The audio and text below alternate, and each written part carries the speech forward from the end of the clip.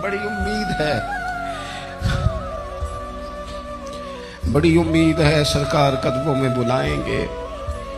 करम की जब नजर होगी मदीने हम भी जाएंगे, और अगर जाना मदीने में हुआ हम गम के मारों का तो मकीने गुंबदे खजरा को हाले दिल सुनाएंगे। एक दफा हुजूर ने फरमाया, उमर, एक उवैस बिन आमिर नाम का शख्स है, कर्न का है, मुराद एक शाख है कबीले की, उससे ताल्लुक रखता है, माँ का बड़ा फरमा बरदार है।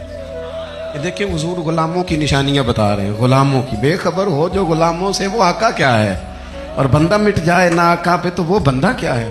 फरमाया बरस के निशान है चेहरे पे, बरस हुआ था वो ठीक हो गया, दिरहम के मुताबिक निशान होगा, माँ का फरमा बरदार है। और हुजूर ने फरमाया, उमर, उस बंदे की शान इतनी है कि वो अगर अल्लाह को कोई कसम दे दे तो रब पूरी कर देता है। फरमाया अगर उमर तेरी मुलाकात हो गई ना तो उससे अपने लिए दुआ करा लेना। बस तय कर लिया हजरत उमर ने। जो बंदा भी यमन से आए, उमर पूछे, उवैस को जानते हो, उवैस को जानते हो, जो भी मिले ना हजरत उमर पूछे अवैस को जानते हो। एक वक्त वो आ गया कि हजरत अवैस खुद ही आ गए, हजरत उमर की मुलाकात हो गई।